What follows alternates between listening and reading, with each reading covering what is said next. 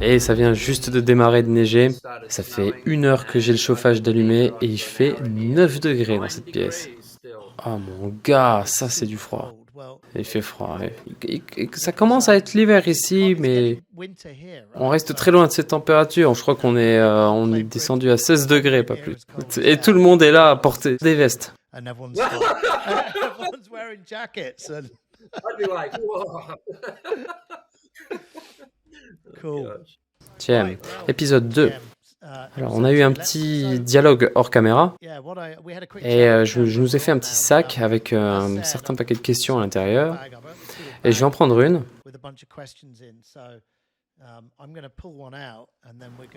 Voilà, et puis de cette manière-là, ça sera plus fun pour l'audience. Alors, celle-là, on ne l'a jamais eue. Et puis, c'est une question qui me fascine. C'est la question du libre arbitre. Et c'est vraiment un gros sujet qui a été beaucoup discuté, qu'on retrouve dans beaucoup de domaines. Ça m'intéresse beaucoup. Alors, le libre arbitre, existe-t-il vraiment ou alors est-on complètement déterminé? Ou y a-t-il des niveaux peut-être de libre arbitre? Parce que là, peut-être que j'ai décidé de faire ce podcast et peut-être qu'il y a une partie de moi plus haut qui a décidé de ça. Et donc, autant que j'aimerais avoir une réponse à tout ça, regardons si le libre arbitre existe ou n'existe pas. Oui, absolument du libre arbitre. Et ça existe. Mais ça existe de la même manière à, mettons, un couple marié qui est marié depuis 10 ans. Les deux ont le libre arbitre, mais ils doivent combiner tous les deux leur libre arbitre au risque d'avoir quelques problèmes de fluidité et de joie. De la même manière, et je veux dire dans le cas où il y en a deux d'entre nous, et je ne parle pas uniquement de toi et moi, mais deux êtres humains ensemble, il y a de la matière et il y a du mental, il y a de l'ego et il y a de l'esprit. L'ego, l'esprit, le mental sont des parties de nous non physiques qui ont un agenda, qui ont un libre arbitre. Et ce libre arbitre est utilisé pour s'explorer, pour explorer le monde. C'est le libre arbitre. Et cet ego, et tant qu'on y est, cet ego est illimité. Il n'a aucune limite. Le libre arbitre de l'ego est un petit peu différent. On a beau avoir de l'ego, il y a le libre arbitre de l'ego, donc il y a le libre arbitre, mais il obéit à des règles. Par exemple, une très simple, dans l'espace, il y a la limite de la vitesse de la lumière. C'est la vitesse de la rapidité maximale qu'on peut atteindre. Si on essaye de passer au-dessus, on peut le faire. Les choses changent. Le temps change. Le poids change. La gravité change. Mais ce que je veux dire, c'est que pour que cette partie physique, il y a bien un ego, mais il peut être assez ridicule parce que il peut être stupide, agressif, assez destructif. Et donc cet ego est limité. Tant que vous restez dans ce cadre d'une personne civilisée, tendre et merveilleuse sorte de personne, eh bien votre libre arbitre ne sera intouché. Et vous pourriez tout découvrir. Mais si vous êtes un bâtard ou un trou du cul, eh bien vous allez voir votre libre arbitre extraordinairement limité. Je n'ai pas spécialement envie de rentrer dans les détails, mais oui. Et on doit garder en mémoire qu'il y a deux sortes de vérités dans ce monde. Il y a une vérité relative et une vérité absolue. La vérité relative a tout à voir avec ce qui se passe dans notre vie. Alors mon nom est ici, je suis caucasien, j'habite en France, et moi. Et toutes ces vérités relatives, vous allez les laisser là, elles vont mourir avec vous. Mais la vérité absolue, c'est tout ce qui compose le monde avant que vous étiez né. Et c'est aussi tout ce que vous êtes, une fois que vous êtes là. Et c'est tout ce qui sera après vous.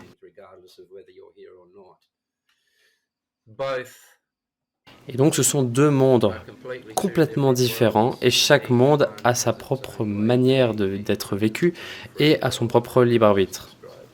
Et je viens juste de décrire comment ça marche. Alors laisse-moi éclairer tout ça dans mon esprit. Donc, au tout début de ça, vous parlez du libre arbitre spirituel par texte. Et Vous parlez de libre arbitre de l'ego, mais comment je peux définir ça? J'aimerais bien mettre de la logique sur ces choses. Essayons.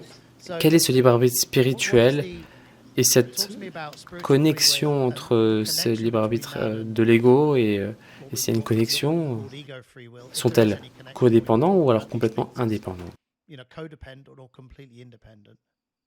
Elles sont codépendants et indépendants.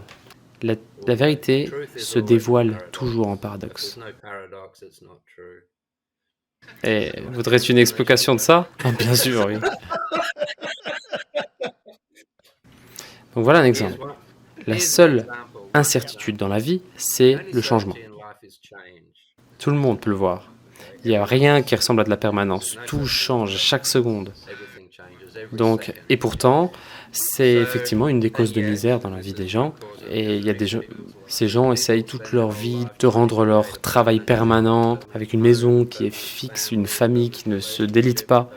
Et la seule certitude, c'est que les choses sont impermanentes.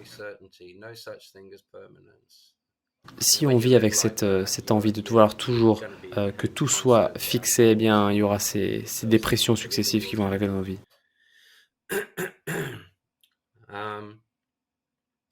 Et donc, si on observe ça en prenant un peu de recul, la seule certitude dans la vie, c'est le changement. Donc, on est dans un état de changement permanent. En fait, ça nous donne une forme de permanence, puisqu'il existe bien quelque chose de permanent, puisque ce qui est permanent, c'est le changement. Et donc, est-ce que la permanence existe? Eh bien, seulement sous cette forme. Est-ce que ça marche pour toi? Ouais, on va dire. Ce que je veux dire, c'est que ça, pour moi, c'est le même genre de concept qu'une réflexion sur le temps, en fait.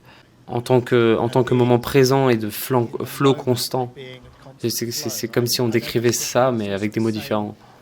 Voilà, c'est ce genre de notion, en fait, c'est très dur de décrire le temps autrement que comme quelque chose qui passe, qui coule. Donc des événements avec notre implication dans ces événements. Et c'est un peu ce qu'on entend parler tout le temps dans les pratiques style méditation, où en fait on essaye d'être présent. Et est-ce que ce présent est vraiment là? Est-ce qu'il existe? Ou est-ce qu'à certains moments on a la chance d'y prendre part pendant un court instant? Est-ce que ces deux principes se ressemblent? Oui, c'est le même genre de principe. Beaucoup de ces choses, j'ai pas envie de les appeler des lois, on va dire ces choses.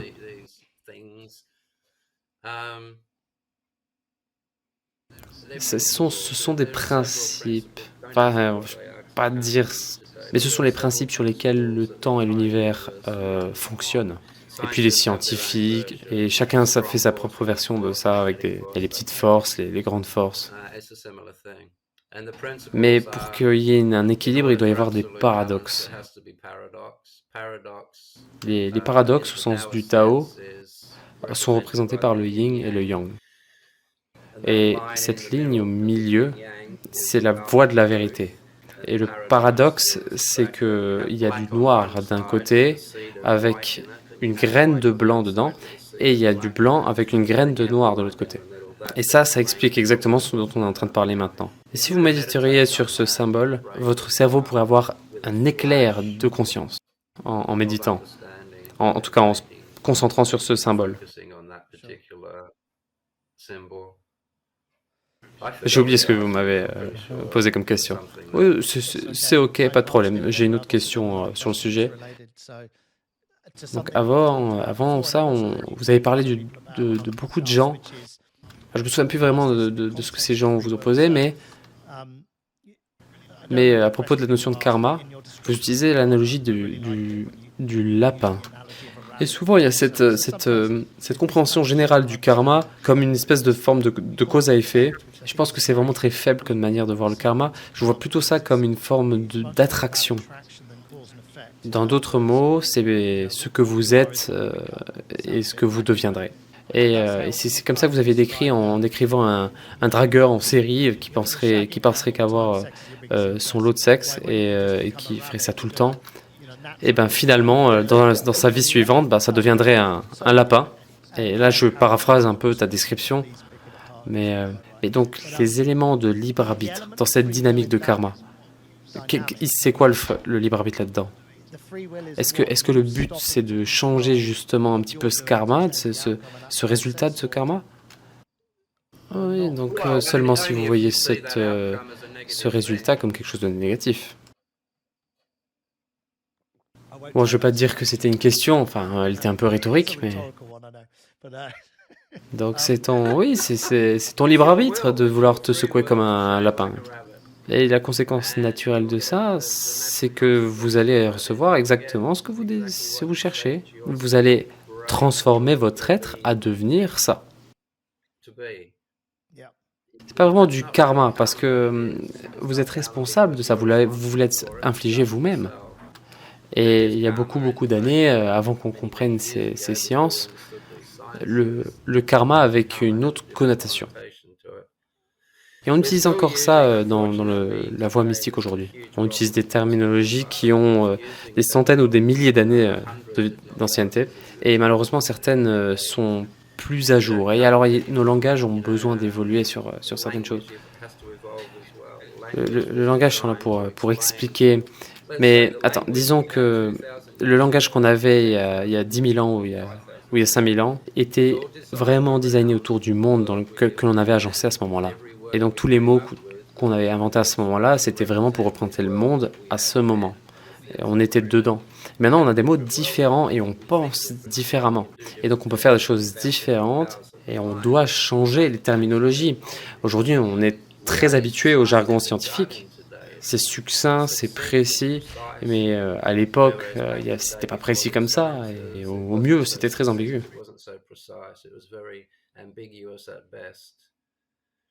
Oui, alors ça, c'est vrai que c'était un point très valide que j'avais souligné dans une autre vidéo.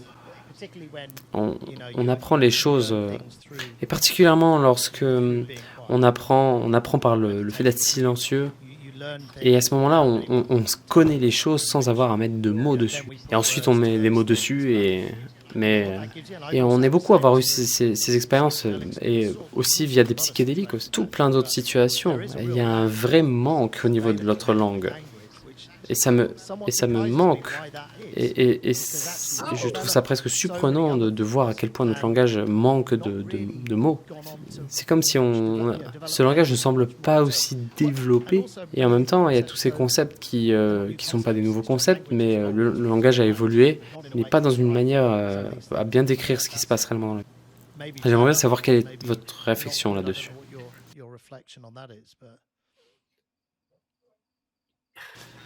Différents outils pour différents travaux.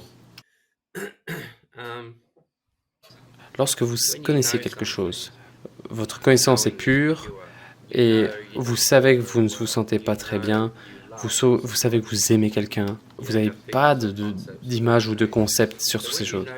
Lorsque vous connaissez quelque chose, c'est pur. Et on ne peut pas monnayer avec ça. Ça, c'est la connaissance spirituelle, c'est vraiment l'esprit. C'est invisible, mais on sait que c'est là. Mais dès qu'on commence à transformer ça en image ou en mots, on commence à se décentrer de ce que c'est. Ça devient impur. Et votre cerveau, une fois qu'il a fait ça, il peut se mettre à ajouter des opinions, des couleurs, il peut changer la forme il peut le transformer, changer la définition de la chose. Il peut en fait faire ce qu'il veut en fait avec ça. Et c'est d'ailleurs ce qu'on fait la plupart du temps. Et avant même que ça vienne à notre attention, la connaissance devient très bâtardisée et complètement transformée. Et ce singe qui parle à l'intérieur de notre esprit ne peut pas bien comprendre ce qui se joue vraiment au niveau de la connaissance.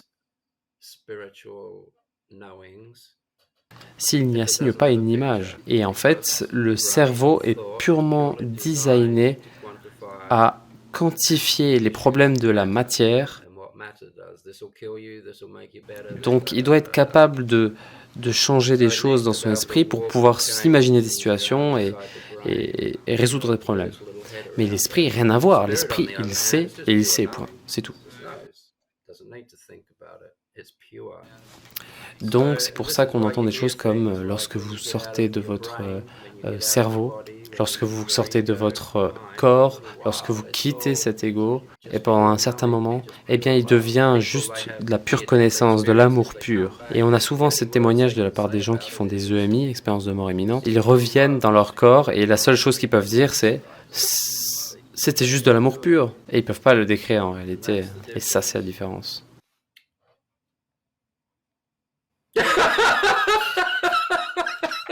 Et je pense qu'on l'a eu, je pense qu'on a bien...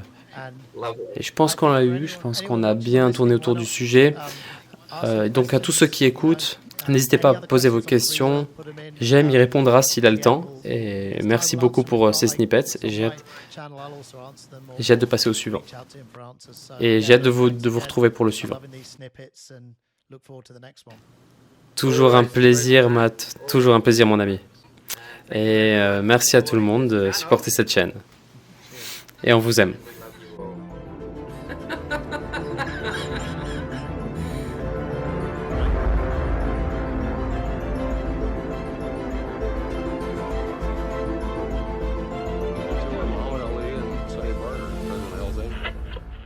This is 1095.